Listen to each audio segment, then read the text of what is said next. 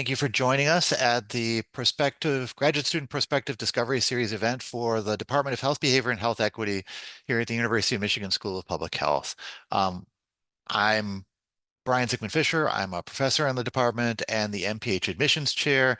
And I'm joined today by Desiree Lawrencell, who is our academic program manager, and Jackie Cormany, who is the graduate program coordinator. And both of them are incredible resources for students and applicants just trying to learn about the department, build connections, learn about what's involved, et cetera, both before you get here and then once you're here. While I'm doing the introductions and sort of setting the stage for today, however, I'm going to ask you guys to do something. I encourage you to use the chat liberally. So please post questions in the chat. Please post inquiries, etc. We will be watching the chat and try and post some answers there, as well as sort of tracking questions that we can get to towards the end of the presentation today.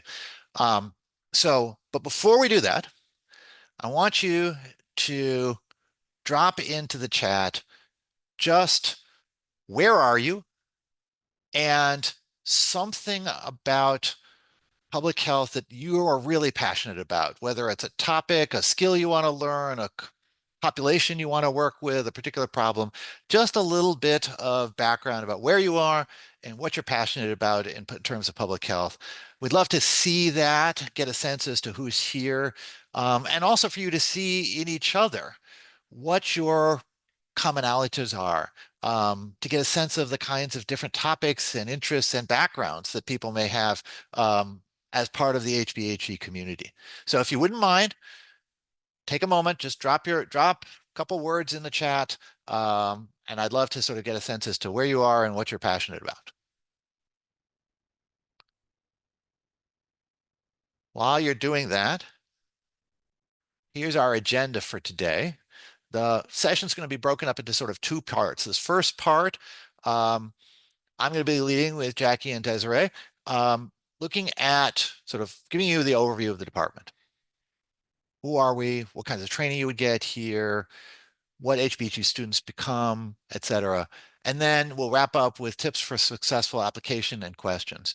And then part two, we're going to have some breakout rooms. I've got a number of HBHE faculty who will be joining us about halfway through. And we'll do some breakouts to discuss what's going on in the department and what you're interested in. So nobody's posting stuff in the chat. All right, I'm posting stuff in the chat. I'm in Ann Arbor. And I am passionate about ensuring what people receive is actually understandable and useful. Because I'm a health communication person. That's my passion. I'm really interested in the question of if we're going to be communicating to people about public health, how do we make that information useful to them? So let's see. I've got, I hope I don't mispronounce this, Olutoyin, who's at Syracuse, interested in politics of health, intersections of law, human rights, and equity, UW-Madison, somebody in East Lansing. We won't hold it against you, even though go blue. Uniontown, Ohio, passionate about diversity and inclusion. Let's see, Osaka, konnichiwa, welcome. We'd love to have you here. I visited Japan multiple times. It's a lovely place. So we would love to see you come to Michigan. Some more things here. Taylor's here in Ann Arbor, interested in mental health access, really cool. Deborah's in Traverse City, thinking about safety. Wow, this is moving fast. John's in Nigeria. Welcome. Social determinants of health. Ben is interested in hoping to working with LGBTQ populations. Great. So just to give you a sense of the kind of spread of types of, we're not just a Michigan group, although we have a strong Michigan base. We do have many students who come from across the country and across the globe, and a wide range of topical interests. And you'll get a flavor of the faculty's topical interests as I go through the presentation, as well as when we do the breakout rooms. But first, I want to give you a brief welcome to the chair. I think I have this set up so that the sound will be good. Jackie, please flag me if something goes wrong on the sound. Hi there, my name is Daryl Hudson. I'm a professor and chair of the Department of Health Behavior and Health Equity at the University of Michigan School of Public Health. On behalf of my colleagues, our staff, and our students, we'd like to welcome you in and thank you for your interest in health behavior and health equity. Our goal is to create the problem solvers of tomorrow, to address health inequities domestically and globally.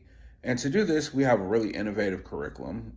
We have dedicated faculty members who are eager to involve students into their work to give you lots of hands on experience. And we have community partnerships throughout the state of Michigan and beyond. We believe that placing people who have lived experience, people who've been historically marginalized, putting those folks at the center of our solutions is the key to developing the most appropriate, equitable solutions into the future. So you get all of this through our coursework, through our practicum experiences, through engaging with community partnerships. We hope to see you here in the fall. We know you have many different options, but we really like to see you here at Michigan, and I look forward to seeing you all soon. Take care.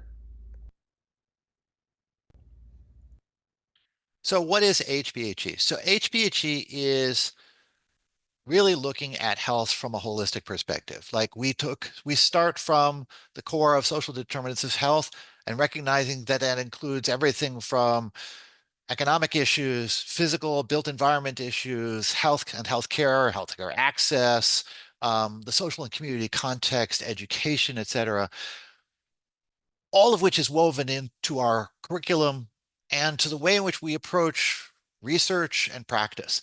So at HBHE, you receive specific training in multi-level thinking about the determinants of health at multiple levels, at the individual level, at the community level, and at the structural level, and how those levels interact to achieve success or potentially provide barriers to success for different types of interventions.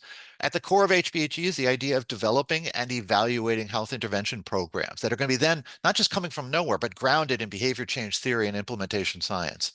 Along with that, you pick up skills. So I focus on teaching communication skills as well as motivational skills. And a key piece, which I cannot emphasize enough, is that our approach is built on a foundation of partnership with communities so that the solutions are not just dropped in, but that they come from the community, that they have enduring possibility of supporting that community, et cetera. And this is reflected in the core competencies of our curriculum. So the 5 core HVHE competencies in our MPH curriculum are as follows. 1, understanding the key determinants of health and health disparities. 2, learning and applying social and behavioral science theories to behavior and behavior change so that our interventions come from a theoretical perspective and draw upon that theory to increase its likelihood of success. Applying research and evaluation methods to that process so that you can then go through the process from plan to implementation to evaluation of those health behavior programs and policies, all of which is integrated with community engagement. Now, that's our department. Every school of public health has to meet a broad set of core competencies. And the way that's managed at the University of Michigan School of Public Health is through our core curriculum. This is done in a 2-semester sequence, each semester being essentially a double credit course, so 6 credit hours. The fall semester focuses on investigating public health issues, looking at the context of the problem, selecting appropriate data and methods, and analyzing that. Whereas the winter term, the second semester, focuses on developing policies and interventions, evaluating those policies and interventions, and advocacy, all of which interwoven is issues of communication. By the way, this is done at a multi-department and interdisciplinary approach, so students are not siloed in just one department, but you're matched up with students coming from all of the different departments across the School of Public Health into teams and work through all of these issues with your team members, drawing people from epidemiology or environmental health sciences or health management and policy and bringing their perspectives and you providing an HBG perspective to them. So our core curriculum is as follows. There's a core sequence of courses in addition to the public health core that every HBHE master's student goes through. You start in the fall term with the psychosocial theory course. That's those health behavior change theories, covering that, really thinking not just about what are they, but how do they interrelate to each other, when might be one more appropriate than another in a given context, et cetera. Development of conceptual models. That moves into the second semester course on program development and community engagement. And again, not thinking in the abstract, like you're thinking about, okay, let's work in a team, make a proposal. How does that align with what it needs to be implemented? What are the resources that would be required, et cetera? Of course, the companion to developing a program is evaluating it. We can't just develop things. We need to make sure that they actually achieve what we hope they're going to achieve and make revisions as necessary. So the third course is program evaluation, where you go through processes of learning that methodology and thinking about that feedback loop into the design and implementation. In addition, there's two somewhat smaller courses in professional development. The first one you take in your first year, more sort of thinking about who are you as a budding health professional, your identity and some core skills. The second one involves more integrative work, thinking about integrating what you've learned thus far in your curriculum, plus what you may have learned in your summer internship, and I'll get to that in a moment, um, setting you up to launch you in your future career. On top of that core sequence, there are a few selective requirements. Every HBHE student has to take at least one course in some form of methods. That could be quantitative methods, it could be qualitative or mixed methods, it could be survey methods, or we have a course in geographic information systems, or GIS. You also have to take at least one course in applied health communications. That's probably when you're going to run into me, as well as at least one course in the root causes of health inequities. And I say at least because I would say the vast majority of HBT students end up taking more than one course in that particular domain. That's hardly surprising. That's what our department is all about. Um, and those courses cover sometimes particular populations or issues, and all of which is being addressed through, again, the lens of health inequities. What are the causes? How do we think at a multi-level basis about the issues in a given context? In addition, there's expectations of you're not just learning this in a classroom, you're applying those skills. So every student completes an internship in the summer between usually their first and second year, if you're just doing a 2-year program.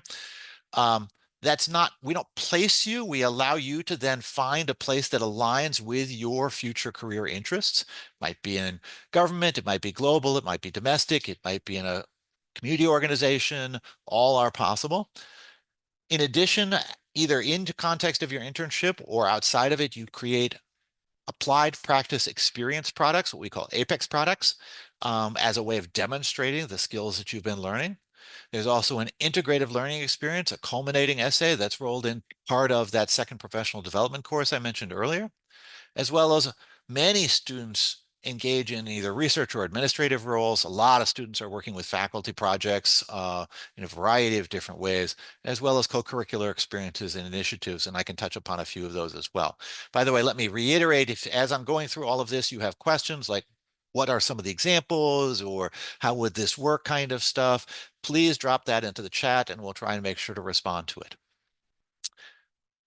Now, one of the things I want to emphasize is if you were paying attention to that core sequence slide a couple slides ago, I mentioned 3 or 4 courses plus those selectives. This was not a long list, and that's actually intentional.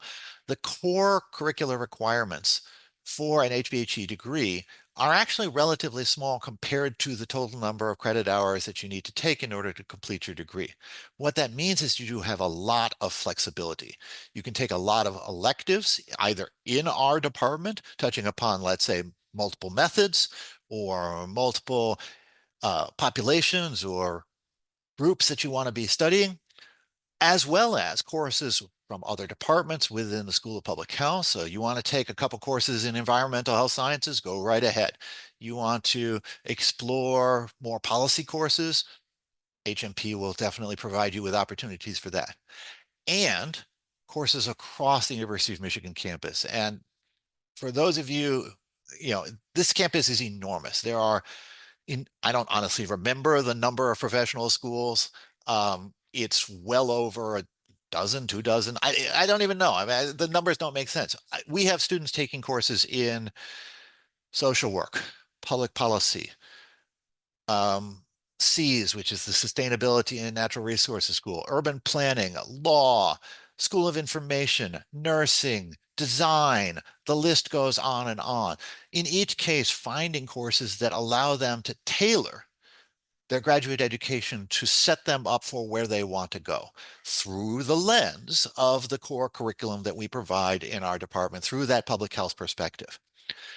Another thing you also get from us is there is not faculty who are just off. I mean, yes, we have a few research track faculty who only do research, but even they do student advising. Often you have students involved in their research projects, but all of the instructional track faculty teach and do research. And we're bringing that research experience into our teaching, into the examples that we're using, the problems that we're studying in courses, et cetera.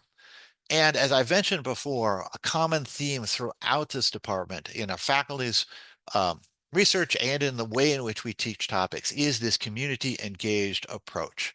Constantly thinking about what does the community need? How is the community involved from the start? Not just, oh, we'll get input later on, but integrated throughout the whole process. And then bringing these perspectives into providing practical experience. Now, I'm going to the best way I can really explain what HBH is by stepping away from the curriculum and talking about people. So I'm going to take a chunk of time right now to go through some of the faculty, introduce you to them, and have them talk about their research and their research interests, and give you a lens as to the kinds of approaches we have. So I'm going to start with Paul Fleming and his work on addressing the root causes of racial health inequities. Whoops. Let me make sure. Hello, everyone. My name is Paul Fleming. I'm an associate professor in the Department of Health Behavior and Health Equity. A little bit about my research. I focus on addressing the root causes of health inequities, and I have two major buckets of work where I do this. The first one is thinking about how we embed anti-racist policies and practices in our public health institutions. So I have several projects, one with local health departments and another one working on anti-racist teaching within public health schools and universities. The other major area I work in is Latina immigrant health. And I have an ongoing project in partnership with a FQHC in Detroit where we're working on maternal and child health and really working in partnership to change those institutions. At its foundation, my work tries to identify what are the root causes, and then I partner with community members to see what we can do to address them and change the world that we live in. Next, I'm going to introduce you to Justin Heinze, who's a lot of his work in the context of school safety. Welcome, everyone. I'm so excited to hear you're considering Michigan for your graduate studies. My name is Justin Heinze, and I'm an associate professor in HBHE. I'm also the co-director of the National Center for School Safety. We are a federally funded training and technical assistance center. And you might be wondering what a training and technical assistance center means. What that means is that I get to spend my time working with schools across the country to help them develop, implement, and test their school safety strategies. And that can range anywhere from mental health promotion to threat assessment teams to important questions like, should we have anonymous reporting systems and should school resource officers be within buildings? I love being an educational psychologist in an applied field like public health, and I hope you'll consider the many things Michigan has to offer when making your decision. Go Blue. I'll just say from my perspective, one of the things that Justin's really impressed upon me is how much money and effort we've spent on programs supposedly supporting school safety and how little evaluation work has been done to figure out to what degree the money is actually achieving anything. And so a lot of his work is thinking not just design, but evaluation and ensuring that if we're going to be doing things, that those things are achieving the kinds of outcomes that we think are appropriate. Now let me introduce you to Mary Janovic. Mary is a research associate professor who does work with students in a variety of ways, and her work focuses on older adults. Hi, everyone. My name is Mary Janovic. I'm a member of the research faculty here. My research is centered around healthy aging in underserved communities. A major focus of my work is chronic pain in older adults from underserved communities and inequities in chronic pain. And right now I'm working on several community engaged studies in Detroit, including two that you see on the slide. STEPS involves community health workers teaching older adults skills for chronic pain self-management while addressing social determinants of health. And then the RESET study uses a podcast series and group phone calls to help older adults regain functioning and boost their positive emotions in the wake of the pandemic. I love working with older adults, learning about older adults, and I always put in a plug when I'm talking to students. Our population is rapidly aging, and we are going to need a public health workforce that's focused on aging issues. So if this is something that interests you, it could be a great career direction, and I'd love to speak with you. Thank you. Now let me introduce you to Christy Gamarel and her work with the Love Her Collective. Oops, I gotta get this. Come on. There it goes. Hi, I'm Christy Gamarel, she, her pronouns, and I'm a member of the Love Her Collective. The Love Her Collective is a community academic partnership with the Trans Sisters of Color Project, which is a nonprofit organization that is led by trans women of color in Detroit. Our collective was founded in 2018 with the mission and goals of identifying and addressing the pressing needs of trans women of color in Detroit. And our current programs, you can see here are some of them. They're all designed to address social determinants of health. So for example, violence, economic vulnerability, gender affirmation, and health harming legal needs, all implemented at community health centers. And I just want to finally leave you with this quote that was put together and written by our collective team that really showcases the importance of community-led work and the foundation of our work. And I very much look forward to talking with any of you about our work, and welcome to HBHE. Next up is a project that Allison Miller runs. Unfortunately, I wasn't able to get an audio recording from Allison. She was traveling in China at the time we were putting this all together. But I happen to be on this project, so I'll try and cover it. This is a CDC-funded project. Allison does a variety of work on child health development and public health issues in terms of young children. This project focuses on firearm safety in households where there are children under the age of 5. And the challenge here is that what parents may think is keeping their kids safe and what may actually be the risks that they face are not necessarily well aligned. So if the parent thinks, hey, my 2-year-old, there's no way my 2-year-old's going to be able to get up at the top of the closet, I can leave my gun up there. Unfortunately, that's not true. And trying to think about how do we develop interventions that helps parents understand the capabilities of young children, the ways to think about safety and think about managing their household in a way to keep their children safe is a key part of what this project is about. And so, as you see in the quote, this is just starting up. We've been doing some interview work, but over the course of the next couple of years, they'll be developing and implementing interventions in this space. Next up, we have Roshanak Medapana, whose focus is on housing. Hello, my name is Roshanak Medapana, and I'm an associate professor in HBHE. I'm also the director of the newly established Housing Solutions for Health Equity initiative. We are an initiative that aims to advance housing research and policy in Michigan. We aim to inform local, state, and national policy through interdisciplinary research on housing as it relates to equity in health, race, socioeconomic status, gender, and aging. Our work is rooted in a perspective that housing solutions need to consider health equity, and we are one of the only housing research centers in the country that focuses on public health and health equity. Housing is a multidimensional determinant of health, and it impacts the well-being of not just individuals, but also neighborhoods and cities. I look forward to meeting you all next year, and hopefully you'd be more interested in this initiative and reach out. And then last, I think this is last, I want to introduce you to William Lopez, who has been working in the context of the health impacts of immigration rates. Hello and buenos dias. I'm excited to hear that you're considering the University of Michigan School of Public Health for your graduate studies. My name is Dr. William Lopez, and I'm a clinical associate professor at the University of Michigan School of Public Health in the Department of Health Behavior and Health Equity. My work, teaching, and research focuses on the health impacts of immigration enforcement, specifically thinking about how deportation shapes family and community health and what communities do to respond so that they can survive and thrive under the threat of this removal.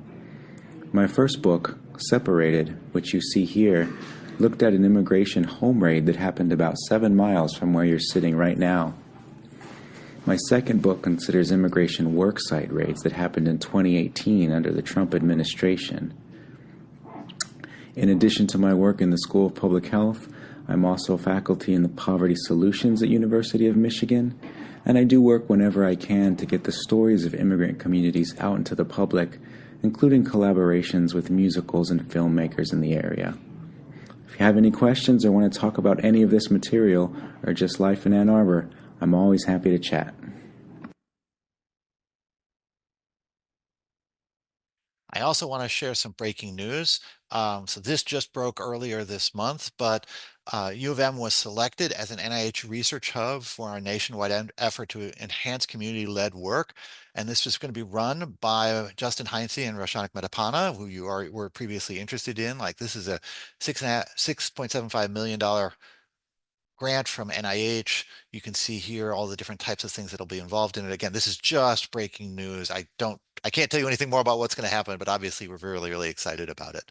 And I think it reflects the larger commitment of the school and our department towards community-led health equity research and health equity programs. Now, I've talked a lot about what the faculty are doing. I want to show you a little bit about how this manifests in students' experience. So what I have is a set of 4 posters. So when you do your summer internship as part of this program, you then create, when you come back, a poster that sort of summarizes what happened in your internship. And I've got a selection of them here just to illustrate what students might be doing.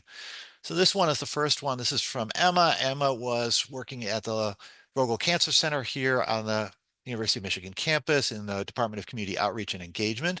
This was more of a communication-focused internship, developing materials, tailoring those materials to thinking about plain language, tailoring them to different types of audiences, and really talking about how do you translate complicated jargon, heavy information in ways that are actually going to be useful to the audiences that need it. Next, this is Wadad's internship. Wadad worked in the Ypsilanti Health Center, but particularly focusing on early relational health. So early relationships in the child's life and on their development, thinking about how do we create structures and support to ensure early child development. Ypsilanti is a community right next to Ann Arbor. Demographically diverse. She's working through the Ypsilanti Health Center, which is a local clinic, looking at how much was these types of issues discussed in the clinic for parents with young children, thinking about how that then connects to larger initiatives. And you'll see down at the bottom right, there's a little logo for the Public Health Ideas. This is a series of multidisciplinary initiatives that are implemented at the school level that focuses on particular topics. And her program, her work has been then connected to this Public Health Ideas program focusing on creating healthy and equitable cities. So this is Hannah's, speaking of sort of physical environment, this is Hannah's internship. Hannah worked with the Build Healthy Places Network, thinking about bringing together the historically siloed fields of public health, community development, and healthcare to address racial health inequities. Thinking about physical environments, building partnerships, et cetera. Again, challenging the way in which we think about the political context, the physical environment context to support addressing those inequities moving forward. And then lastly, this is Jenny's internship. Jenny was working in the Center for Health Research and Transformation, which is an organization that, again, tries to bridge between healthcare organizations and university context. She was looking at the context of obstetricians and gynecologists, and whether those care providers actually screen patients for different types of social needs, noting there's much more screening for happening, for example, related to domestic and relationship violence than lack of transportation or unemployment or other things. Yet we know those other factors are certainly affecting the patients that they're seeing, and thinking about how can we integrate social needs screening into care practice contexts. I also want to take a little bit of time to talk about what alumni do. So here's a quick snapshot of a variety of job titles. This is wholly incomplete. I cannot possibly represent the range of different types of places that our alumni end up, but you will notice a common thread of specialists and manager kind of titles, coordinator titles, regardless of whether you're working in a government context, a healthcare delivery context, a university context, et cetera. The core skills of program design, program implementation, evaluation, et cetera, means that many of our graduates end up, at least initially, in positions in which those skills are the main thing that they're bringing to bear on the needs of the organization that you're working for. I do have one brief alumni spotlight to share, and this is Swad. Hi everyone, my name is Saad and I graduated with my MPH in Health Behavior and Health Education in the year 2020. Yes, the year of the pandemic. My undergraduate degree was in healthcare management, so I honestly wasn't sure what route I wanted to take afterwards. However, when I got the chance to hear from professors and take a look at the required courses, the HBHE department is what I connected with the most and what I imagined my career would look like. In the positions I've held, I can probably say I've used nearly every single skill I learned from this program. Currently, I'm the International Public Health Specialist at an NGO headquartered here in Plymouth called Mercy USA. I work on ensuring our programs are effective in delivering health, nutrition, and water and sanitation hygiene services to people affected by conflict and disaster in some countries in the Middle East and East Africa. Although my day-to-day work varies, studying roots of health inequities, social determinants of health, and psychosocial drivers of behavior change really allows me to better understand the communities I'm working for and to adjust my approach accordingly. So for example, although we might have a similar project in, let's say, Kenya and Syria, the cultures are very different, and so that means that has to be reflected in the actual project. I really love the variety of classes, both in size and subject. The smaller classes are where we got to have incredibly interesting conversations, and the professors worked really hard to make sure that we got practical experience in the class. So when you're learning about grant writing, you're really writing a grant in collaboration with the local organization. When you're studying qualitative research, you're conducting focus group discussions in Grenada with a public health action support team. When you're taking global health, you're paying attention to this new virus that's taken the lives of a handful of people in Wuhan in early January. And one of my favorite parts of the program is that it really allows you the space to add those experiences and even take classes from another school. So I took social work, policy, and even a pharmacy class just to explore those interests. So honestly, if you have any topic that you're really interested in or a social justice issue that you're passionate about, don't be afraid to bring it forward, and I guarantee someone's going to listen. So I'll just wrap up with a few thoughts from me as the HBHE admissions chair about applying to our program. Every application involves an essay. Let me just say that the key thing that we're looking for in your primary personal essay is connection to our department and our mission. Why do you want to be in public health? What problems in the world do you want to solve? And how do you see coming to Department of Health Behavior and Health Equity as the pathway that will help you achieve those processes? Do you see fit between our program or particular faculty and your interests? Don't just talk in broad generalities. Talk about the connections that you see. Talk about what brought you here and why you think this is a good place for you to be. That's what we want to see more than anything else in applications. There is, in addition, a smaller reflective statement. That, I say, is the sort of the space to tell us the stuff that we as the admissions review committee think need to know about you. Sometimes there isn't actually that much else that needs to be added, but sometimes there are gaps that exist in your record, things that need explaining, etc. We want to make sure you have the space to tell us what we need to know. And so always make sure to use that to take, say, for example, I'll just as a share as an idea. Sometimes I look at a transcript and I'm like, wow, what happened that semester? That semester seems really different than how this person was doing otherwise. If you could give me, yeah, that was when I had a major family health issue and my mind was elsewhere, that's what I need to know. So that's just an example of the kind of thing that makes sense to bring into those kinds of reflective statements. More generally, yes, we look in your academic record, but we really define success much more broadly. This is not a program in which we're going to be making very minimalist distinctions between overall GPAs. We're looking at what classes you took. We have a holistic review process. So we're looking at what you took, how you grew as a student. If you took some time to sort things out, but then you found your passion and you found the space for success, we see that. We also really look for other experiences. So anything that brought you to HVHE is likely relevant. That could be personal experiences, that could be work experiences, extracurricular experiences, etc. We want to understand who you are and why you're here. Now, I have one bottom note here about statistics and mathematics. This is not a quant-heavy program, but every public health student has to take a certain amount of biostatistics. That's rolled in our core curriculum that I was mentioning earlier. And so you do need to have some basic familiarity with quantitative skills. Many of you already have that in your record, whether that's math classes, calculus, statistics classes, etc., or classes which may not be in those departments, but which had substantial, say, statistics as part of what you were learning in that class. Great.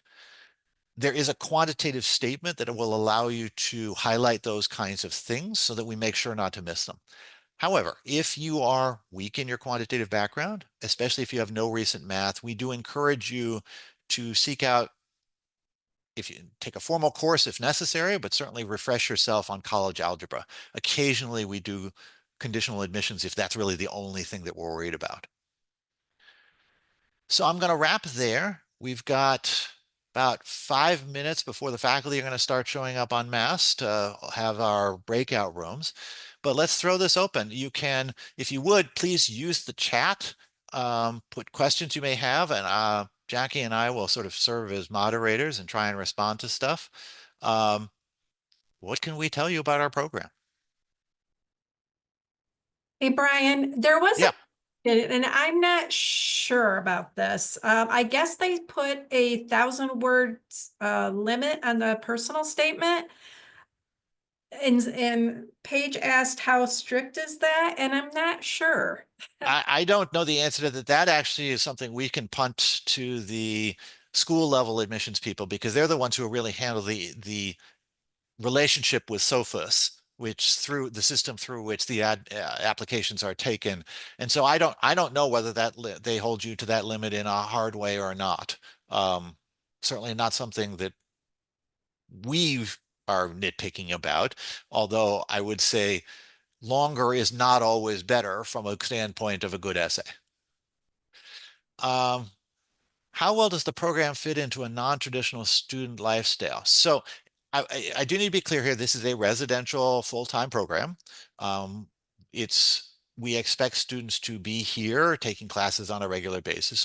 That said, we have had and continue to have students at different stages of life, some with many years of work experience in different careers, sometimes building on that, sometimes pivoting to a new career, all of which is fine.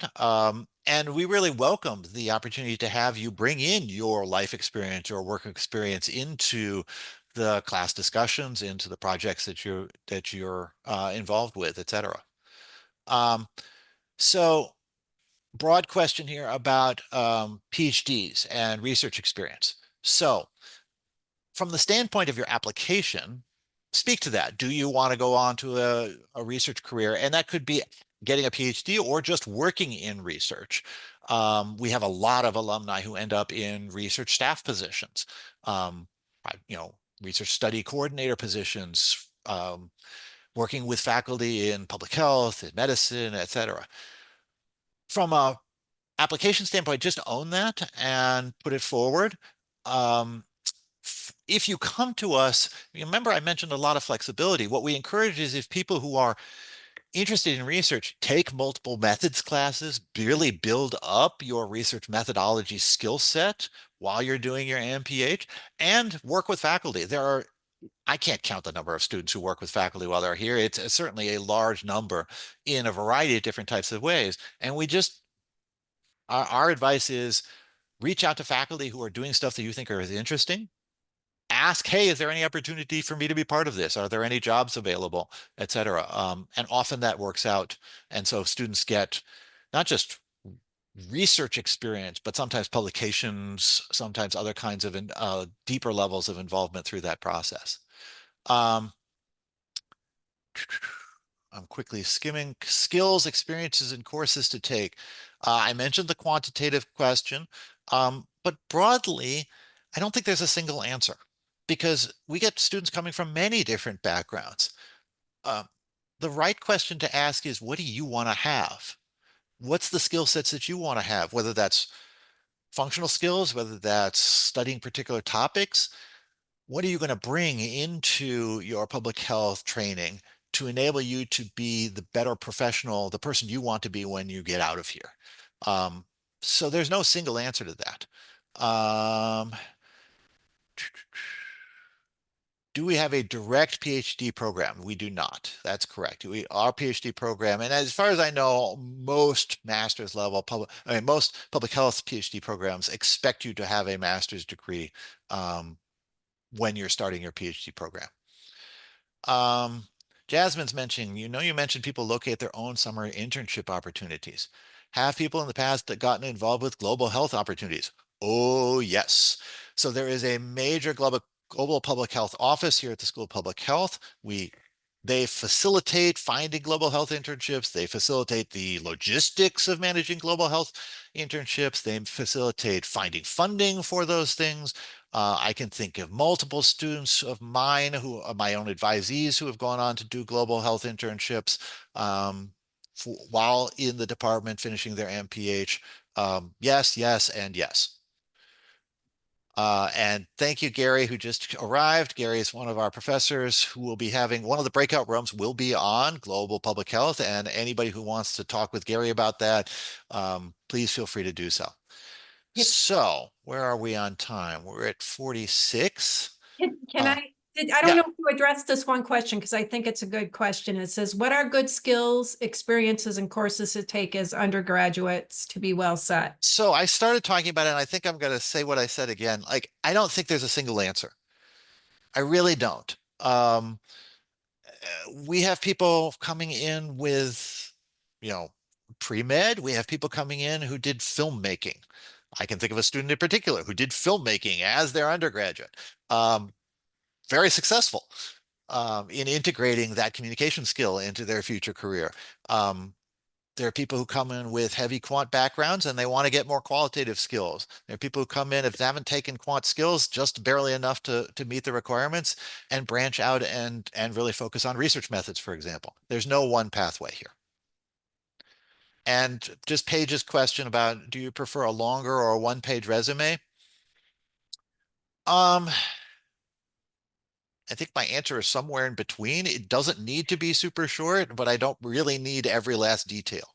We want to get a flavor of what you've done in your resume. What I really care about is what you're going to highlight and talk about in your essays. So what experiences are important from your perspective that you really want to draw to our attention. All right. So again, if there's more questions, you have our emails here.